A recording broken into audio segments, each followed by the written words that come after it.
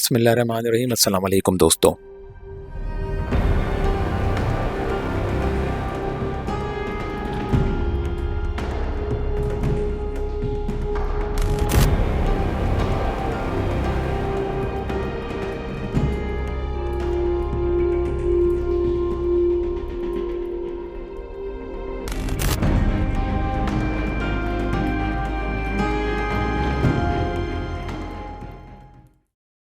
دوستو اگر آپ کو ہماری یہ ویڈیو پسند آئے تو ہمارے چینل کو سبسکرائب اور ویڈیو کو لائک کرنا نہ بھولیے گا۔ فتنہ مہدویت۔ مسئلہ انتظار مہدی تاریخ کے مختلف ادوار میں ہمیشہ ایک نئے فتنے کی صورت میں سامنے آیا ہے۔ اس سلسلے میں سینکڑوں مدعیان مہدویت کے نام اور حالات پیش کیے جا سکتے ہیں، جن کی روشنی میں یہ فیصلہ کرنا بہت آسان ہو جاتا ہے کہ ظہور مہدی کے فتنے کا بانی کون سا فرقہ ہے اور اس کے پس پشت کون سی سازش کار فرما تھی، یہ عقیدہ پھیلانے والے کون لوگ تھے اور ان کے مقاصد کیا تھے۔ لیکن طوالت سے بچنے کے لیے ہم ان چند مدعیان مہدویت کا اجمالی طور پر تذکرہ کرنا چاہتے ہیں جنہوں نے اولاً مہدویت کا دعویٰ کیا اور منزل بمنزل سفر کرتے ہوئے مقام نبوت تک پہنچے، یا انہوں نے تاریخ میں کوئی اچھا یا برا کردار ادا کیا۔ عہد اول سے لے کر آج تک جن لوگوں نے مہدویت کا دعویٰ کیا ان کی ایک طویل فہرست ہے، لیکن ان میں سے جن بعض کو عالمگیر شہرت حاصل ہوئی ہے ان کی بھی تعداد 40 سے قطعاً کم نہیں ہے۔ نمبر 1، مغیرہ بن سعید اجلی۔ یہ تاریخ اسلامی کا سب سے پہلا مہدی ہے۔ یہ شخص والی کوفہ خالد بن عبداللہ القصری کا غلام تھا۔ یہ مغیرہ عقیدے کے لحاظ سے غالی قسم کا رافضی اور اول درجے کا بدقماش تھا۔ اس نے اولاً مہدویت کا ڈھونگ رچایا، پھر نبوت کا دعوے دار بن بیٹھا۔ تاریخ اس معاملے میں خاموش ہے کہ یہ کب پیدا ہوا اور کہاں پیدا ہوا۔ جادو ٹونے کا ماہر تھا، شعبدے کے طور پر مختلف چیزوں میں آگ لگا دیتا اور اس طرح لوگوں کو گمراہ کرتا۔ یہ دعویٰ کیا کرتا تھا کہ میں مردوں کو زندہ کر سکتا ہوں۔ حضرت علی رضی اللہ عنہ اور ان کے گھر والوں کے علاوہ تمام صحابہ رضی اللہ عنہم کو کافر کہتا تھا۔ جب اس کا مالک خالد بن عبداللہ القصری عراق کا گورنر بنا تو اس نے اس مغیرہ کو گرفتار کرا کر زندہ جلوا دیا۔ عبد الاعلی ابن ابی المساور کا بیان ہے کہ میں نے مغیرہ بن سعید الکذاب کو خود یہ کہتے سنا کہ قرآن میں جو یہ آیت ہے، ان اللہ یأمر بالعدل والاحسان وایتاء ذی القربى وینہی عن الفحشاء والمنکر، اللہ تعالی عدل و احسان اور ذوی القربہ کو مال دینے کا حکم دیتا ہے اور خواہشات اور منکرات سے روکتا ہے۔ اس میں عدل سے مراد علی رضی اللہ عنہ، احسان سے مراد فاطمہ رضی اللہ عنہا، ایتاء ذی القربہ سے مراد حسن و حسین رضی اللہ عنہما، اور فحشاء و منکر سے مراد ابو بکر و عمر رضی اللہ عنہما ہیں۔ استغفر اللہ۔ اتفاق سے رافضیوں نے اپنی اپنی تفاسیر میں یہی کچھ بیان کیا ہے۔ جریر بن عبد الحمید کا بیان ہے کہ مغیرہ اول درجے کا جھوٹا اور جادوگر تھا۔ جوز جانی کہتے ہیں اسے دعوی نبوت کے سبب قتل کیا گیا۔ یہ بطور شعبدہ مختلف چیزوں میں آگ لگا دیتا، جس کے باعث اہل عراق کا ایک بہت بڑا گروہ اس پر ایمان لے آیا۔ یہ دریائے فرات کے پانی کو متبرک سمجھتا اور اسے زمزم پر ترجیح دیتا۔ امام اعمش کا قول ہے کہ میں نے اس سے سوال کیا، کیا حضرت علی رضی اللہ عنہ مردوں کو زندہ کرتے تھے؟ اس نے جواب دیا، اس ذات کی قسم جس کے قبضے میں میری جان ہے، اگر حضرت علی رضی اللہ عنہ چاہتے تو قوم عاد اور قوم سمود کو بھی زندہ کر دیتے۔ میں نے اس سے سوال کیا، تو نے یہ باتیں کہاں سے حاصل کی؟ کہنے لگا، میں چند اہل بیت یعنی اولاد علی کی خدمت میں گیا، انہوں نے مجھے پانی پلایا جس سے مجھے یہ سب باتیں معلوم ہو گئیں۔ یہ بھی اللہ کا شکر ہے کہ انہوں نے صرف پانی پلایا، ورنہ کلبی کا بیان تو یہ ہے کہ ان اہل بیت نے میرے منہ میں تھوک دیا تھا جس سے مجھے علم حاصل ہوا۔ اعمش کا بیان ہے کہ یہی سب سے اول شخص ہے جس نے حضرت ابو بکر و عمر رضی اللہ عنہما کو برملا برا کہنا شروع کیا۔ ایک بار یہ ابو جعفر باقر کی خدمت میں گیا، انہوں نے اس کی باتیں سن کر فرمایا، اللہ اور اس کا رسول مغیرہ کی باتوں سے بیزار ہے، اور یہ مغیرہ اور بیان بن سمعان دونوں ہمارے گھر والوں کے نام سے جھوٹ بولتے ہیں۔ فضیل بن مرزوق شیعی کا بیان ہے کہ ایک بار یہ مغیرہ ابراہیم ابن الحسن کی خدمت میں گیا۔ ان کا بیان ہے کہ میں جوان تھا اور رسول اللہ صلی اللہ علیہ وسلم کے مشابہ تھا۔ اول تو اس نے میری قرابت اور میری مشابہت رسول کا تذکرہ کیا، اور پھر اپنی کچھ امیدیں وابستہ کر کے ان کا تذکرہ کیا، اور پھر ابو بکر و عمر رضی اللہ عنہما پر لعنت بھیجی۔ میں نے یہ کہہ کر کہ اے اللہ کے دشمن، میرے سامنے یہ حرکت اور میں نے اس کا اتنا گلا گھونٹا کہ اس کی زبان باہر آ گئی۔ امام اعمش کا بیان ہے کہ ایک بار مغیرہ میرے پاس آیا اور میرے سامنے انبیاء کا تذکرہ کر کے حضرت علی رضی اللہ عنہ کو ان پر فضیلت دی اور کہنے لگا، حضرت علی رضی اللہ عنہ جب بصرہ میں تھے تو ایک نابینا ان کی خدمت میں حاضر ہوا، آپ نے اس کی آنکھوں پر ہاتھ پھیرا جس سے اس کی بینائی واپس آ گئی۔ پھر حضرت علی رضی اللہ عنہ نے اس سے فرمایا، کیا تو کوفہ دیکھنا چاہتا ہے؟ اس نے جواب دیا، ہاں۔ کوفہ اٹھ کر اس شخص کے سامنے چلا گیا، حتیٰ کہ جب اس شخص نے کوفہ اچھی طرح دیکھ لیا تو حضرت علی رضی اللہ عنہ نے کوفے کو واپس جانے کا حکم دیا۔ اعمش کہتے ہیں میں نے سن کر کہنا شروع کیا، سبحان اللہ سبحان اللہ، وہ یہ سن کر اٹھ کر چلا گیا۔ قاری ابو بکر بن عیاش کا بیان ہے کہ جب یہ مغیرہ اور اس کے مریدین گرفتار کر کے خالد بن عبداللہ قصری کے سامنے لائے گئے تو میں وہاں موجود تھا۔ خالد نے اس کے ایک مرید کو قتل کر کے اس مغیرہ سے کہا کہ اپنے اس ساتھی کو زندہ کر۔ بولا، میں اللہ کی قسم اسے زندہ نہیں کر سکتا۔ پھر خالد نے ایک دہکتی لکڑی منگائی اور اس سے کہا کہ اچھا اس لکڑی کو سینے سے لگاؤ۔ اس نے انکار کر دیا۔ اس کا ایک مرید آگے بڑھا اور اس نے اس لکڑی کو سینے سے لگا لیا۔ اس پر خالد نے ہنس کر کہا، تیرے گروہ کی سرداری کے لائق تو یہ شخص تھا، تجھے ان احمقوں نے کیسے اپنا بڑا بنا لیا؟ اس کے بعد خالد نے اسے اور اس کے ساتھیوں کو قتل کر دیا۔ اس کا یہ قتل سن 120 ہجری میں واقع ہوا۔ قتل کے بعد خالد نے اسے آگ میں ڈلوا دیا۔ ابن حزم کہتے ہیں کہ شیعوں کا ایک فرقہ جسے عاریہ کہا جاتا ہے اس مغیرہ بن سعید کی نبوت کا قائل ہے۔ بیان بن سمعان یہ بھی مغیرہ کا ہم عصر تھا اور مذہباً کٹر رافضی تھا۔ اس نے اولاً مہدی ہونے کا دعویٰ کیا، پھر نبی بنا اور اس کے بعد اپنی الوہیت کا دعویٰ کیا۔ استغفر اللہ۔ اس کا قول تھا کہ اللہ حضرت علی رضی اللہ عنہ میں حلول کیے ہوئے تھا، ان کے بعد ان کے صاحبزادے محمد بن الحنفیہ میں حلول کیا، پھر محمد کے صاحبزادے ابو ہاشم میں حلول کیا، اب اللہ مجھ میں حلول کیے ہوئے ہیں۔ اس نے محمد باقر کو بھی اپنی نبوت کی دعوت دی تھی۔ یہ بیان بنو تمیم سے تعلق رکھتا تھا۔ سن 100 ہجری کے بعد اس نے اپنی نبوت کا دعویٰ کیا۔ یہ بیان الزندیق کے لقب سے مشہور ہے۔ اسے بھی خالد بن عبداللہ القصری نے قتل کرا کے آگ میں ڈلوا دیا۔ ابو منصور عجلی اولاً یہ جعفر بن محمد کا پیروکار تھا۔ رافضی عقائد اختیار کرنے کے باعث جعفر نے اسے اپنی مجلس سے نکال دیا۔ اس نے اپنے ہم خیال لوگوں کی ایک جماعت تیار کی اور اپنے مہدی ہونے کا دعویٰ کیا، پھر نبی بن بیٹھا۔ یہ بھی اپنی دکان چمکانے کے لیے صحابہ کو کافر کہا کرتا تھا۔ ہشام بن عبد الملک کے دور میں عراق کے والی خالد بن عبداللہ القصری نے اسے قتل کرایا۔ جعد بن درہم اس کا شمار تابعین میں ہوتا ہے۔ یہ بہت بڑا گمراہ اور بدعتی تھا۔ اس نے اولاً مہدویت کا دعویٰ کیا، پھر قرآن کے مخلوق ہونے کا دعویٰ کیا، آخر میں اس نے یہ دعویٰ کیا کہ یہ جھوٹ ہے کہ اللہ نے ابراہیم علیہ السلام کو دوست بنایا اور موسیٰ علیہ السلام سے کلام کیا۔ اس نے یہ دعوے اولاً دمشق میں کیے، لیکن جب اموی حکومت نے اس کی گرفتاری کے آرڈر جاری کیے تو یہ بھاگ کر کوفے پہنچ گیا۔ یہاں سن 124 ہجری میں خالد بن عبداللہ القصری نے اسے گرفتار کرا لیا۔ یہ جعد بن درہم بقرعید کے روز صبح کے وقت گرفتار ہو کر پہنچا۔ خالد بن عبداللہ اس قیدی کو لے کر عیدگاہ گیا اور نماز کے بعد خطبہ دیا، اے لوگو، آج عید الاضحیٰ ہے، تم اپنی اپنی قربانیاں بارگاہ الہی میں پیش کرو، اللہ تعالیٰ تمہاری قربانیاں قبول فرمائے۔ میں اس کی بارگاہ میں جعد بن درہم کی قربانی پیش کروں گا جو یہ دعویٰ کرتا ہے کہ اللہ نے نہ کسی کو دوست بنایا اور نہ کسی سے کلام کیا۔ اللہ کی ذات اس بکواس سے بہت بلند ہے۔ پھر خالد ممبر سے نیچے اترا اور جعد کو پکڑ کر عین ممبر کے نیچے ذبح کر دیا۔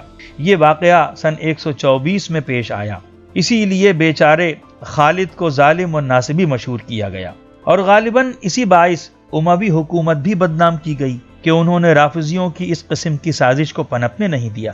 صالح بن طریف یہ نسلاً یہودی تھا، اندلس کے قلعے بربات میں پیدا ہوا۔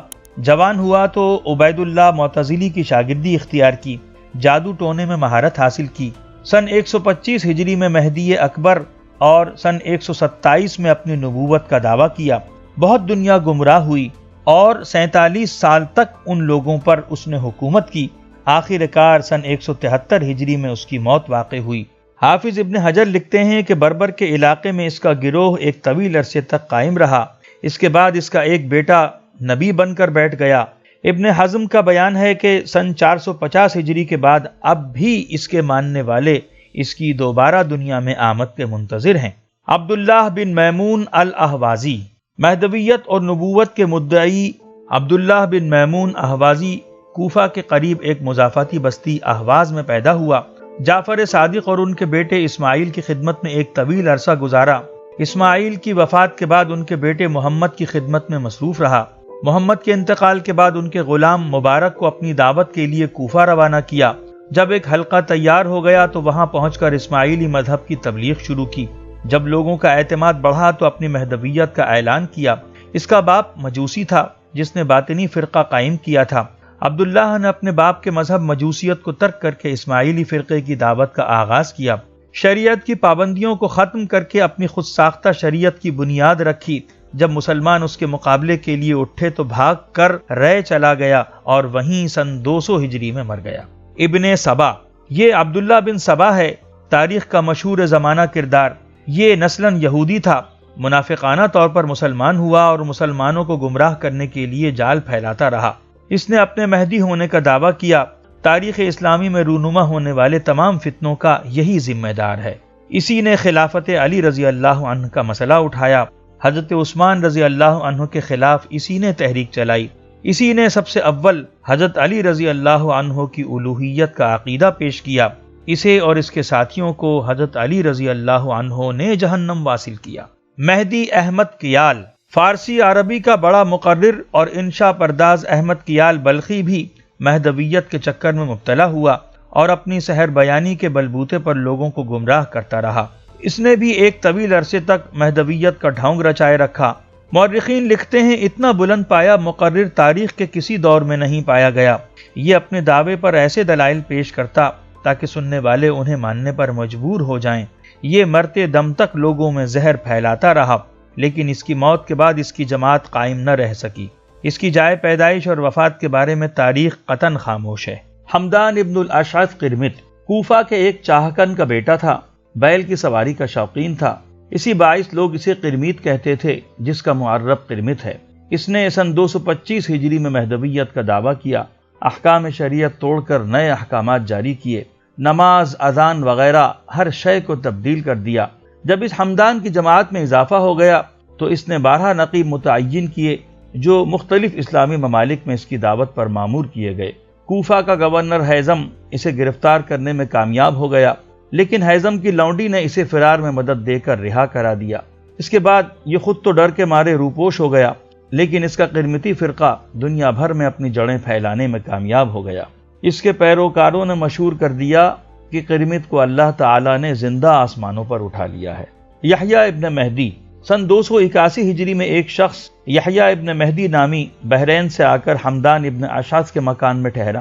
اس نے دعویٰ کیا کہ مجھے امام مہدی غائب حمدان ابن اشعث نے اپنا نائب متعین کیا ہے، ان قریب وہ خود بھی ظاہر ہوں گے۔ یحییٰ کا میزبان علی ابن معلی غالی رافضی تھا۔ اس نے اس کے دعوے کو لوگوں میں پھیلانے کا ذمہ لیا۔ کچھ ہی روز میں اس نے شہرت حاصل کر لی، لیکن یہ تمام شہرت ابو سعید کی نظر ہو گئی۔ ابو سعید جنابی قرمطی، ابو سعید جنابی قرمطی نے جب یہ دیکھا کہ یحییٰ ابن مہدی اپنی سیاست میں کامیاب ہو گیا ہے تو اس نے اپنی بیوی سے کہا وہ یحییٰ کو اپنی طرف مائل کرے تاکہ کسی طریقے سے اسے ٹھکانے لگایا جا سکے۔ ابو سعید کی بیوی یحییٰ ابن مہدی سے حیاسوس حرکات کرنے لگی۔ جب حاکم قطیف کو اس کی اطلاع ملی تو اس نے یحییٰ ابن مہدی کو گرفتار کر کے اس کی داڑھی منڈوا دی اور مارا پیٹا۔ وہ شرم کے مارے وہاں سے بھاگ کھڑا ہوا، جس کے بعد ابو سعید نے سن 286 ہجری میں باقاعدہ اپنی مہدویت کا دعویٰ کیا اور ایک سال کے اندر اندر ایک اسلامی شہر حجر پر قبضہ کیا، جو آگے چل کر ایسے گمراہوں کا مستقل مرکز بن گیا۔ بالآخر سن 301 ہجری میں یہ شخص اپنے خادم اقلبی کے ہاتھوں مارا گیا۔ اس غلام نے قرمطی خاندان کے کئی ایسے سرکردہ لوگوں کو دھوکے سے قتل کیا جن کے بارے میں اسے شبہ تھا کہ وہ مہدی ہونے کا دعویٰ کریں گے، لیکن اس بیچارے کی ان کوششوں کے باوجود لگاتار مہدی پیدا ہوتے رہے۔ ابو طاہر قرمطی، یہ ابو سعید جنابی قرمطی کا بیٹا اور جانشین ہے جسے ہلاک کرنے کا اعزاز اس کے خادم نے حاصل کیا تھا۔ ابو سعید سن 301 ہجری میں مارا گیا تو اس کا بیٹا ابو طاہر سلیمان قرمطی اس کا جانشین بنا، اور جو ظلم و ستم باپ سے رہ گئے تھے وہ بیٹا انجام دینے لگا۔ ابو طاہر گمراہ خاندانوں کا ایک فرد تھا۔ باپ دادا مہدویت کے دعوے دار چلے آ رہے تھے۔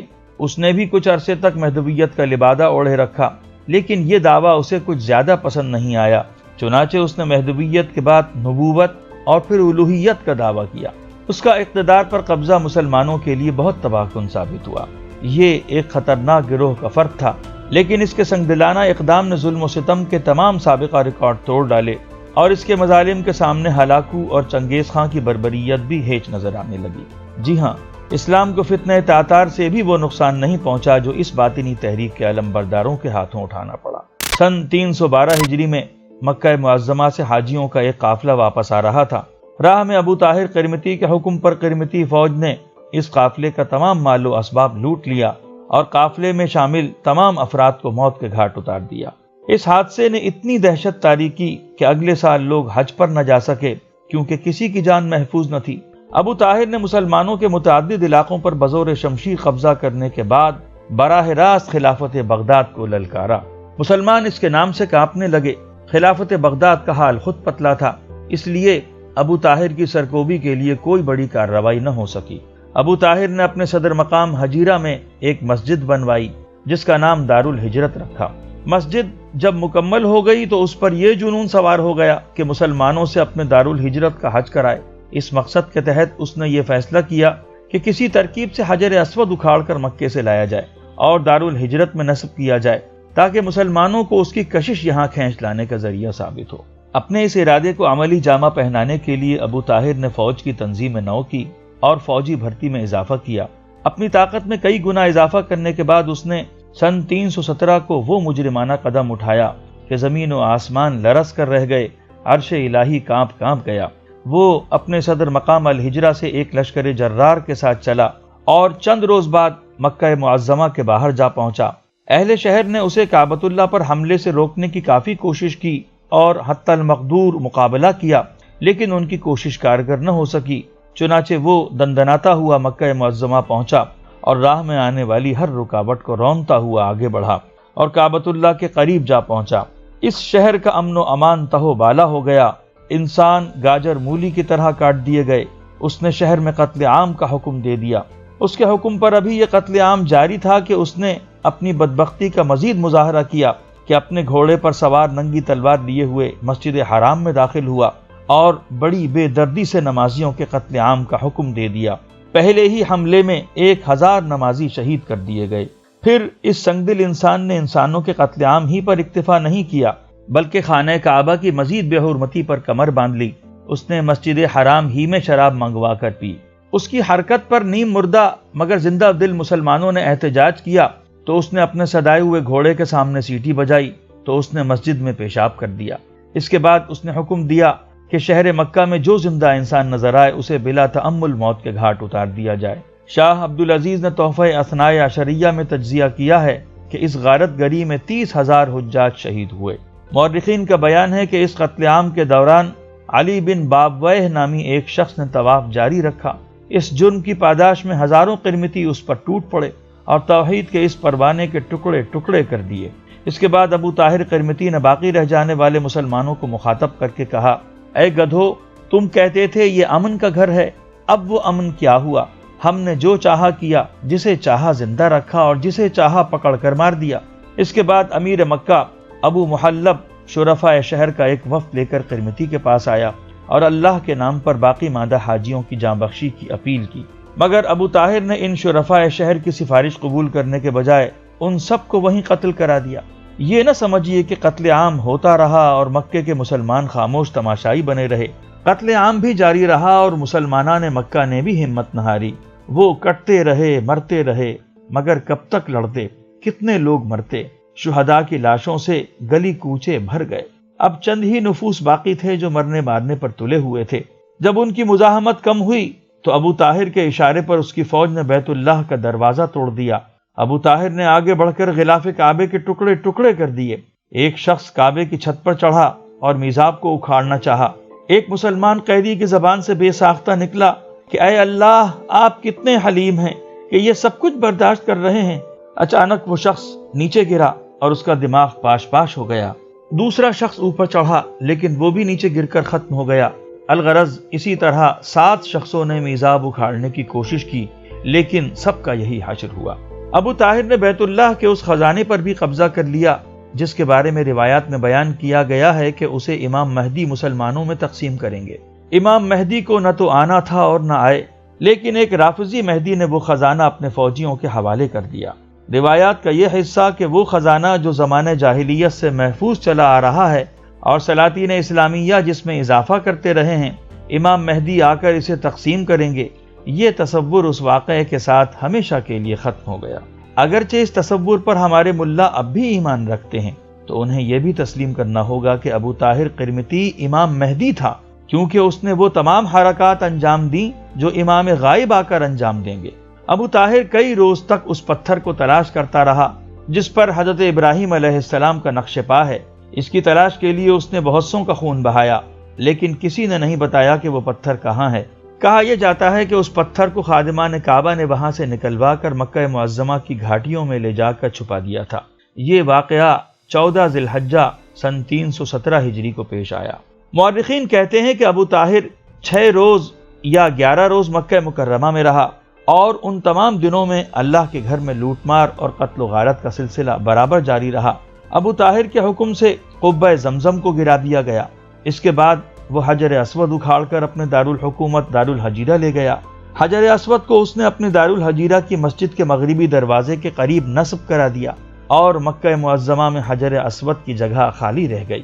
اس کے بعد ابو طاہر نے اپنی قلمرو میں عبید اللہ المہدی رافضی کے نام کا خطبہ جاری کیا۔ چونکہ فریضہ حج کے لیے امن کا ہونا شرط ہے، لیکن اس حادثے کے بعد ابو طاہر کی سفاکی کی وجہ سے امن موقوف ہو چکا تھا، اس لیے 10 سال تک مسلمان حج بیت اللہ کی سعادت سے محروم رہے۔ چنانچہ سن 317 سے سن 327 ہجری تک مسلمان قیام امن کے منتظر رہے، لیکن امن قائم ہونے کی نوبت نہیں آئی اور ہر سال مسلمانوں کو مایوسی ہوتی رہی۔ آخرکار ابو طاہر کے ایک دوست ابو علی عمر بن یحییٰ نے سن 327 ہجری میں سفارش کی کہ ہر حاجی سے 5 دینار فی اونٹ محصول لے کر حج کی اجازت دی جائے۔ اس تجویز کو ابو طاہر نے بھی پسند کیا، اور اس طرح حجاج کو آزادی کے ساتھ حج کرنے کا موقع مل گیا۔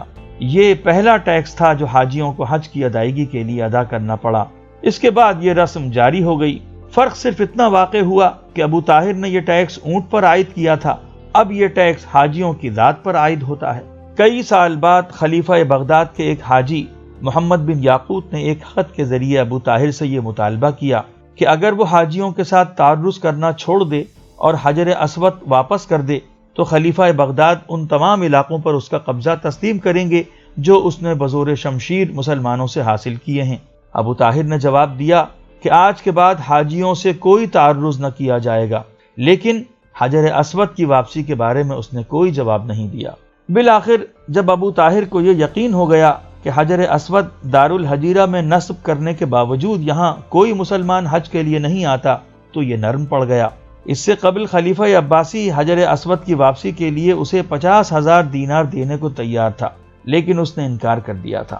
لیکن اتفاق سے سن 339 ہجری میں واپس کرانے کے لیے کوفہ بھیج دیا، پھر وہاں سے مکہ بھیجا گیا، اور ذی القعدہ سن 339 ہجری میں 22 سال بعد حجر اسود اپنے مقام پر نصب کیا گیا۔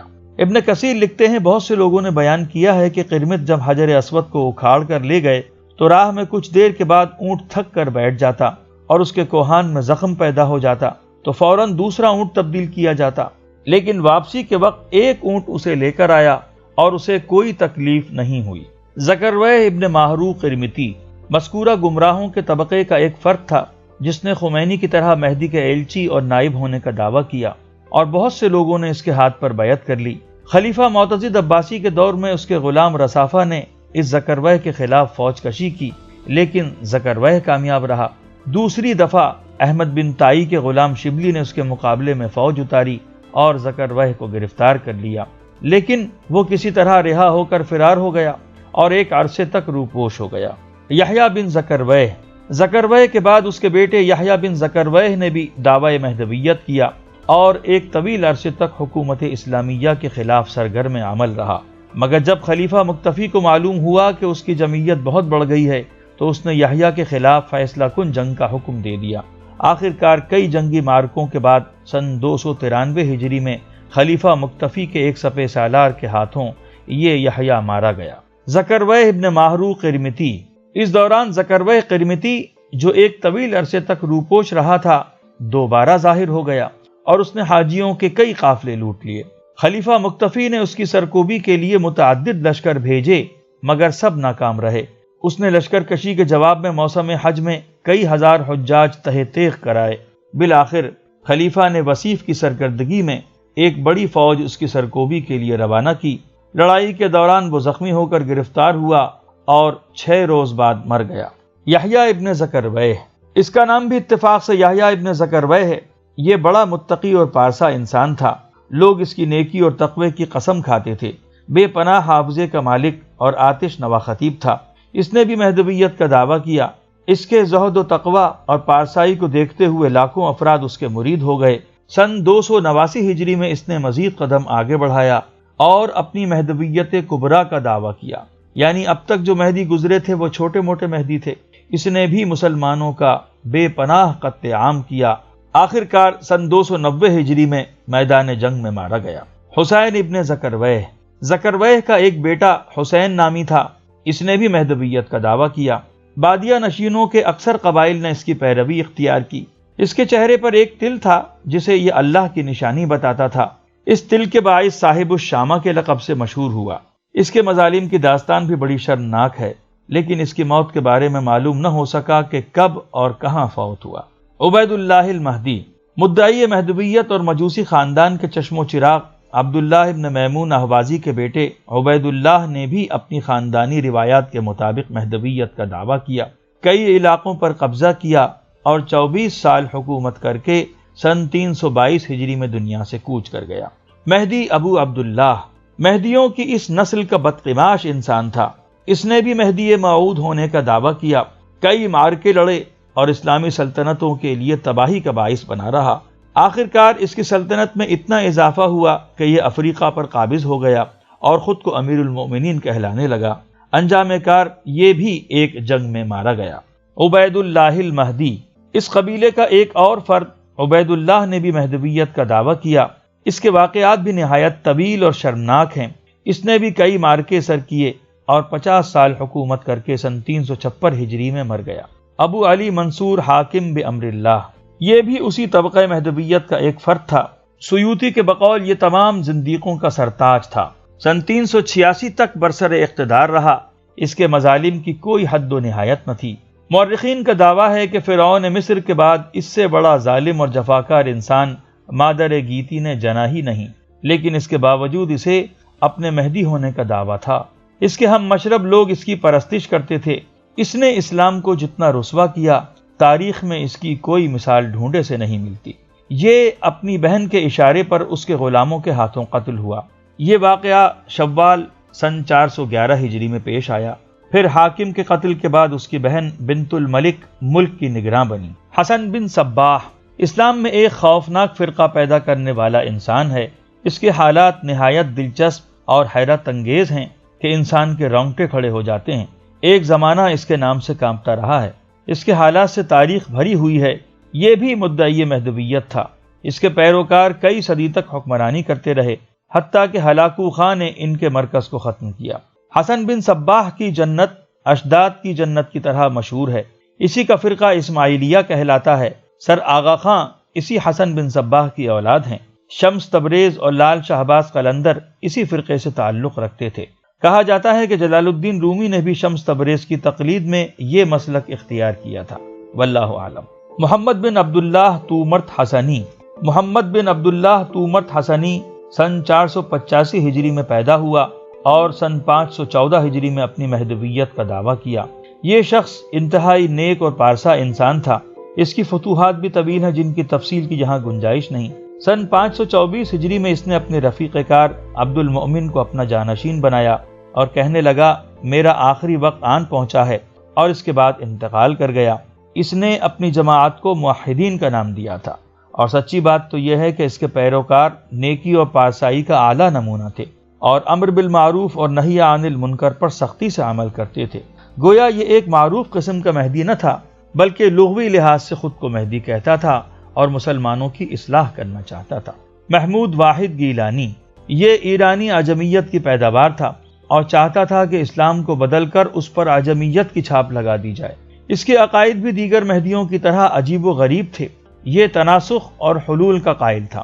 اس کا دعویٰ تھا کہ حضرت حسین اپنے پہلے جنم میں حضرت موسیٰ تھے اور یزید اپنے پہلے جنم میں فرعون تھا، اور یہ بھی کہتا تھا کہ کتا اپنے پہلے جنم میں قزل باش تھا، اس کی ٹیڑھی دم اس کی تلوار ہے۔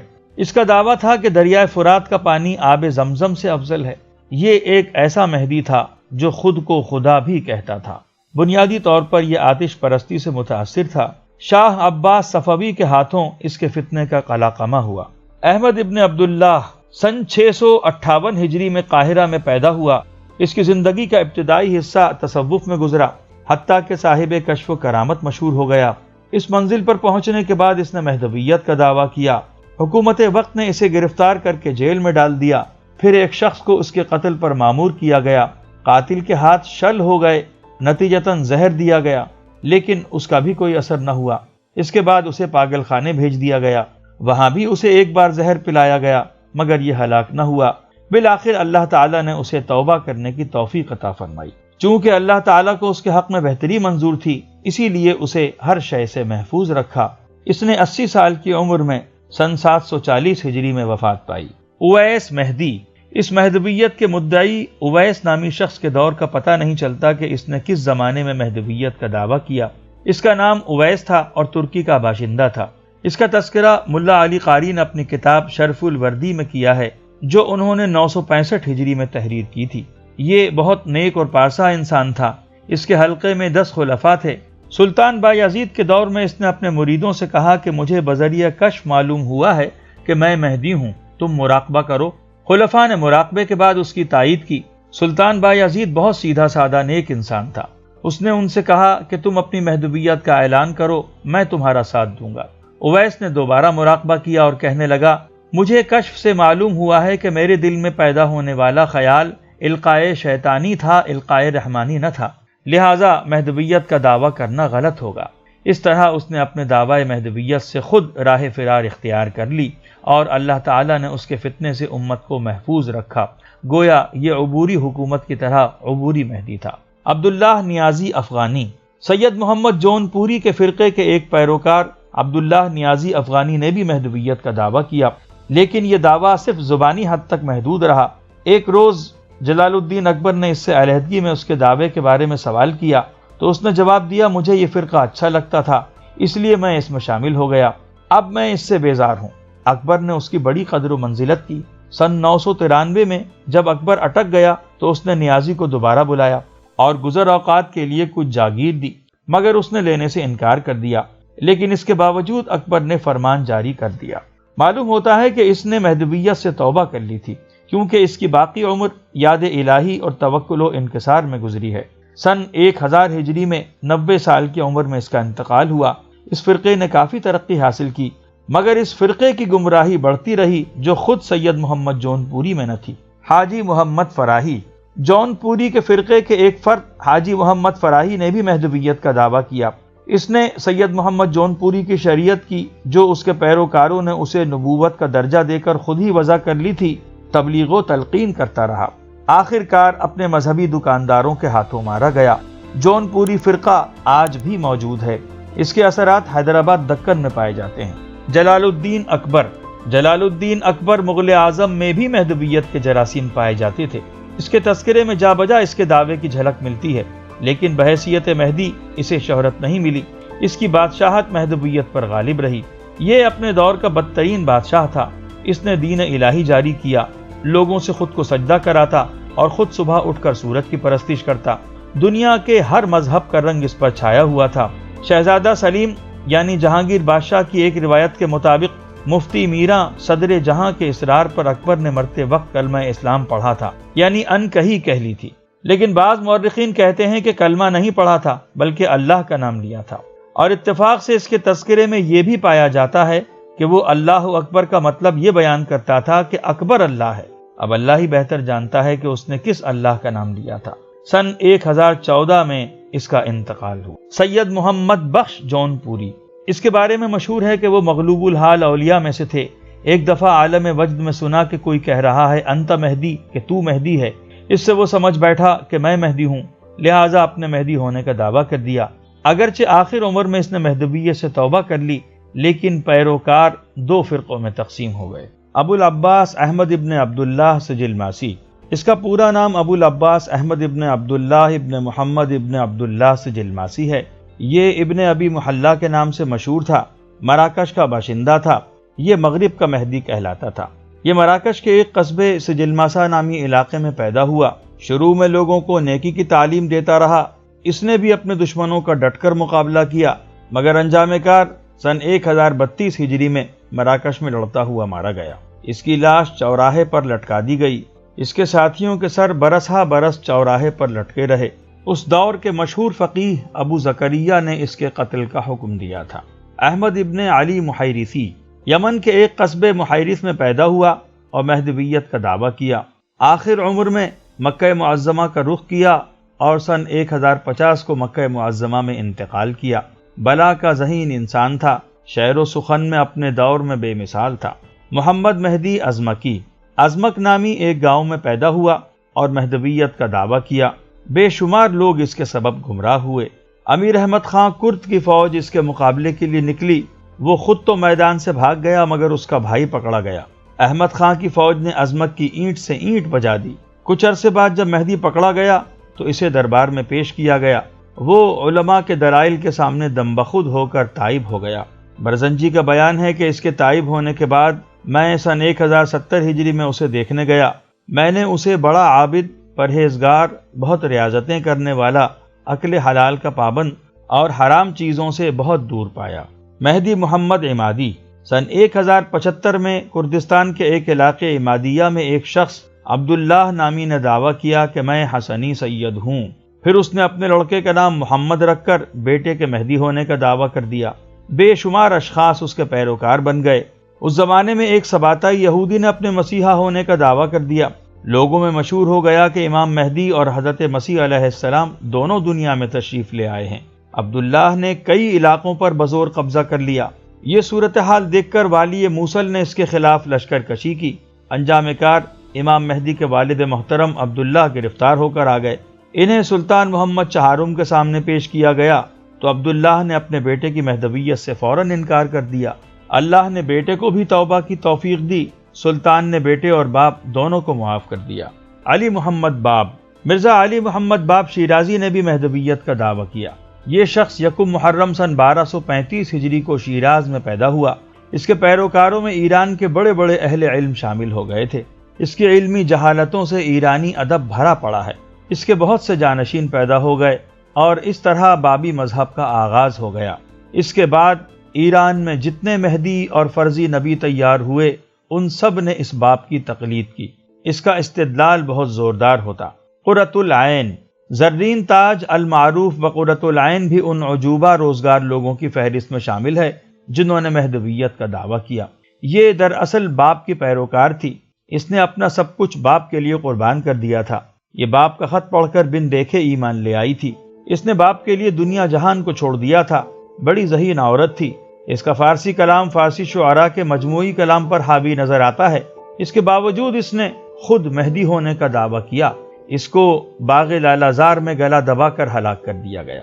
مہدی سوڈانی سن 1848 عیسوی کا مرد مجاہد محمد احمد سوڈانی دریائے نیل کے تیسرے آبشار کے قریب پیدا ہوا۔ اس کے باپ کا نام عبداللہ اور ماں کا نام آمنہ بیان کیا جاتا ہے۔ اس کا باپ عبداللہ کشتی ساز تھا۔ اس نے محمد احمد کو اپنے بھائی شریف الدین کے پاس کشتی سازی کا فن سیکھنے کے لیے بھیج دیا، لیکن محمد احمد اپنے چچا کے پاس سے بھاگ کر سوڈان چلا گیا اور سوڈان کے دارالسلطنت خرطوم جا پہنچا۔ پھر اسلامی علوم حاصل کرنے لگا اور 12 سال کی عمر میں قرآن مجید حفظ کر لیا۔ مہدیوں کی تاریخ میں یہ ایک ایسا پارسا انسان گزرا ہے کہ فرشتے بھی اس کے تقدس کی قسم کھائیں۔ ہو سکتا ہے کہ اس کی مہدی سے مراد وہ مخصوص ہستی نہ ہو جس کی آمد کے بارے میں لوگ فرضی توقعات وابستہ کیے بیٹھے ہیں۔ چونکہ یہ ایک عالم تھا، اس نے لفظ مہدی کے لغوی معنی ہدایت یافتہ مراد لے کر سوڈانیوں کو انگریزوں کے خلاف کمر بستہ کیا ہو، جیسا کہ محمد ابن عبداللہ ابن تومرت نے مہدویت کا دعویٰ کر کے موحدین کی جماعت تیار کی اور دعوت توحید شروع کی۔ اس جماعت کے تمام افراد سختی سے دین پر عمل پیرا تھے۔ ان کی تمام فکر امر بالمعروف اور نہی عن المنکر کے دائرے میں محدود تھی۔ الغرض یہ دو ہستیاں ایسی گزری ہیں کہ جو تمام مہدیوں سے جداگانہ ہیں۔ ان حضرات کو معروف معنی کے لحاظ سے مہدی کہنا ان کی سراسر توہین ہے۔ یہ محمد احمد سوڈانی بہت نیک و پارسا انسان تھا۔ اسے مہدی کا خطاب بھی اس لیے ملا کہ یہ ایک مرد مجاہد تھا۔ اس نے انگریزوں کو ناکوں چنے چبوائے ہیں۔ تمام عمر اللہ کے دشمنوں سے برسر پیکار رہا۔ اس کی دعوت بہت پر اثر تھی۔ اس کی آواز میں سوز بھرا ہوا تھا۔ اس نے خود مہدویت کا کوئی دعویٰ نہیں کیا، بلکہ اس کے معتقدین نے اس کی مجاہدانہ اسپرٹ کو پیش نظر رکھتے ہوئے اسے مہدی کا خطاب دیا، اور اس نے سیاسی مصالح کو پیش نظر رکھتے ہوئے اس خطاب پر خاموشی اختیار کر لی تھی۔ اس کے مقاصد اعلیٰ تھے اور اس کی نیت خالص تھی۔ اس کے عزائم ستاروں کی طرح بلند اور آفتاب کی طرح روشن تھے۔ اس کی تاریخ بہت طویل ہے مگر عظمتوں سے پر ہے۔ یہ عظیم مجاہد 21 جون سن 1885 کو اپنے مالک حقیقی سے جا ملا۔ غلام احمد قادیانی، باپ کا نام غلام مرتضیٰ، انگریز کے جدی پشتی غلام۔ اس نے اولاً مجددیت اور پھر مہدی ہونے کا، پھر مسیح ہونے کا اور آخر کار نبوت کا دعویٰ کیا۔ یہ مسلمانوں کی تاریخ کا اتنا گندا کردار ہے کہ جس کی مثال ملنی دشوار ہے۔ مہدی سوڈانی جتنا انگریز دشمن تھا، مرزا قادیانی اتنا ہی انگریز دوست تھا۔ مرزا سن 1840 میں قادیان ضلع گرداس میں پیدا ہوا۔ مرزا غلام احمد قادیانی ابتداءً ایک مبلغ اور مناظر کی حیثیت سے سامنے آیا۔ کچھ عرصے بعد مجددیت کا دعویٰ کیا، پھر مہدی بن بیٹھا۔ اس کے بعد دعویٰ کیا کہ میں عیسیٰ مسیح ہوں اور عیسیٰ علیہ السلام کے علاوہ کوئی مہدی نہیں۔ پھر کچھ روز بعد اپنی نبوت کا دعویٰ کیا اور حضرت عیسیٰ علیہ السلام کے بارے میں یہ انکشاف فرمایا کہ نہ تو وہ مسلمانوں کے بقول آسمانوں پر اٹھائے گئے اور نہ بقول اہل کتاب صلیب پر چڑھائے گئے، بلکہ انہوں نے راہ فرار اختیار کی اور بھاگ کر کشمیر پہنچ گئے اور کشمیر میں دفن ہوئے، کیونکہ کشمیر میں ایک عیسیٰ نامی شخص کی قبر موجود ہے۔ علماء امت نے سن 1906 سے مرزا غلام احمد اور اس کے جانشینوں کا مقابلہ شروع کیا۔ اس سلسلے میں سب سے پہل علماء لدھیانہ نے کی، لیکن بعد ازاں امت کے دیگر علماء نے اس کا رد شروع کیا، جن میں علامہ انور شاہ کشمیری، مولانا سعد اللہ لدھیانوی، علامہ اقبال، عطاء اللہ شاہ بخاری، سید داؤد غزنوی، مولانا ظفر علی خان، مولانا احمد علی لاہوری، آغا شورش کاشمیری، قاضی احسان احمد شجاع آبادی، مولانا محمد علی جالندھری اور مولانا امرتسری قابل ذکر ہیں۔ لیکن علماء کرام کی ان کوششوں کے باوجود یہ فتنہ مزید پھیلتا رہا۔ اس کی وجہ یہ تھی کہ بر صغیر میں اس فتنے کو برطانوی استعمار نے پیدا کیا اور آخر دم تک وہ اس کی سرپرستی کرتا رہا۔ خود مرزا غلام احمد نے اس امر کا اعتراف کیا ہے کہ میں انگریز کا خود کاشتہ پودا ہوں اور احمدیت کی ترقی تاج برطانیہ سے وابستہ ہے۔ برطانوی حکومت کے اشارے پر اس نے ہندوستان میں جہاد کے منسوخ کا اعلان کیا تاکہ بر صغیر کے مسلمان متحد ہو کر عالم جہاد بلند نہ کر سکیں۔ اس سلسلے میں اس نے کتنا کام کیا، اس کے اپنے الفاظ میں یہ ہے کہ میں نے انگریز کی مدح میں اتنی کتابیں لکھی ہیں کہ ان سے 50 الماریاں بھر سکتی ہیں۔ اس کی مشہور کتاب در ثمین میں درج یہ اشعار تنسیخ جہاد کے فتوے کا ایک حصہ ہیں۔ اب چھوڑ دو اے دوستو جہاد کا خیال، دین میں حرام ہے اب جنگ اور قتال۔ اب آ گیا مسیح جو دین کا امام ہے، اب دین کی تمام جنگوں کا اختتام ہے۔ اب آسماں سے نور خدا کا نزول ہے، اب جنگ اور جہاد کا فتویٰ فضول ہے۔ 1953 میں قادیانیت کے خلاف ایک زبردست تحریک چلی، لیکن گورنر غلام محمد نے فوج کے ذریعے اس تحریک کو کچل دیا۔ مسجد وزیر خان میں 20 افراد نے جام شہادت نوش کیا، سینکڑوں علماء جیل میں ڈالے گئے۔ علامہ ابو اعلیٰ مودودی کے لیے پھانسی کی سزا کا اعلان کیا گیا۔ مولانا احمد علی لاہوری، مولانا محمد علی کاندھلوی اور آغا شورش کشمیری سال ہا سال جیل میں پڑے رہے اور سر ظفر اللہ قادیانی حکومت پر چھایا رہا، لیکن علماء کی اس تحریک کا شعلہ بجھنے نہ پایا۔ آخر سن 1974 میں یہ تحریک بہت زور و شور کے ساتھ علامہ محمد یوسف بنوری کی سرگردگی میں اٹھی اور اس بار تمام حلقہ فکر کے علماء اور عوام اس میں شریک ہوئے۔ نتیجتاً حکومت کو اس تحریک کے سامنے جھکنا پڑا اور پاکستان کی قومی اسمبلی نے بالاتفاق عوام کے اس مطالبے کو قبول کیا اور قادیانیوں کو غیر مسلم قرار دیا گیا۔ لیکن ان کا فتنہ اندرون خانہ تب بھی موجود رہا۔ ربوہ میں ان کی حکومت چلتی رہی، ان کے نبی کے مکان پر راولپنڈی میں دارالخلافت لکھا رہا۔ اس دور کے مرزا کی بیویوں کو ازواج مطہرات اور اس پر ایمان لانے والوں کو صحابہ کہا جاتا رہا، حتیٰ کہ اس دور کے صدر مملکت ضیاء الحق صاحب نے ان چیزوں کو قانوناً بند کر دیا۔ محمد ابن عبید اللہ جوہینی اس دور کا سب سے بڑا ڈرامائی کردار۔ اس نے 200 مسلح رضاکاروں کی مدد سے کعبۃ اللہ پر قبضہ کیا۔ اس کے حالات زندگی اس وقت تک منظر عام پر نہیں آئے۔ اس نے مہدی ہونے کا دعویٰ کیا۔ سعودی حکومت کی فوج نے اس ٹولے کے سرغنے اور متعدد افراد کو گرفتار کیا اور بہت سے لوگ گولیوں کے شکار ہو گئے۔ یہ ابھی تک معلوم نہیں کہ یہ مہدی قتل کر دیا گیا یا جیل میں نظر بند ہے۔ اس میں بھی اختلاف ہے کہ یہ کون ہے اور کہاں سے آیا تھا۔ یہ بھی اخبارات میں آتا رہا کہ اس کا تعلق سوشلسٹ یمن سے تھا، اور یہ بھی بیان کیا گیا ہے کہ یہ ایران سے برآمد کیا گیا تھا، اور اس کی تائید اس سے بھی ہوتی ہے کہ کئی سال تک ایرانی حرم مدینہ میں مظاہرے کرتے رہے۔ بہر صورت اس فتنے کا سدباب سعودی حکومت نے کیا۔ اللہ تعالی جسے بھی اس شرف سے نوازے۔